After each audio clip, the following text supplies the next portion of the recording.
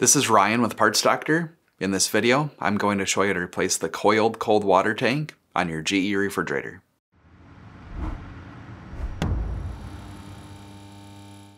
The water tank stores cold water for the water dispenser on the door. It is most commonly replaced if it leaks or gets dirty inside. If you need to buy a new coiled cold water tank for your refrigerator, check out our website, partsdoctor.com, where we sell parts for all major appliance brands. Since we will be working on the refrigerator's electrical components, disconnect power to the refrigerator. The water valve is located beneath this panel.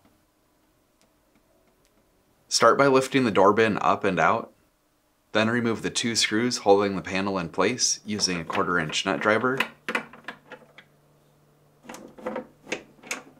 and pull the panel away from the door. Then disconnect the water line on the bottom of the inlet valve by removing the clip with a needle nose pliers, and then pressing the fitting towards the valve while pulling out the line.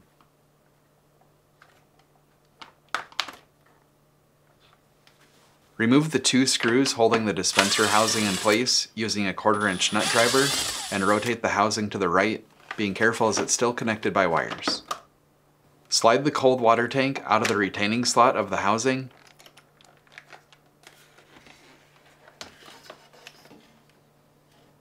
Then press the fitting towards the coupler to remove the water line. If you need to purchase a new coiled cold water tank, you can check out our website, partsdoctor.com. We'll leave a link in the description below. You want to make sure that you're searching with the model number from the tag on your refrigerator to make sure you get the correct part. To install, align this piece of the water tank with the right side of the housing and insert the water line into the coupler until it bottoms out. Pull back slightly to make sure it is locked in place. Then, insert the retainer on the other side, making sure to route the water line through the opening on the housing.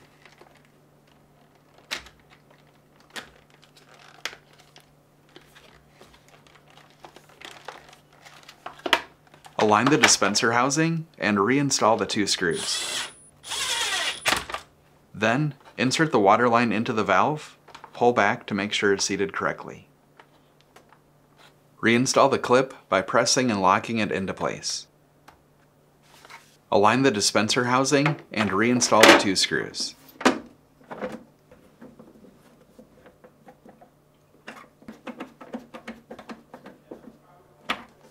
And set the door bin back in place.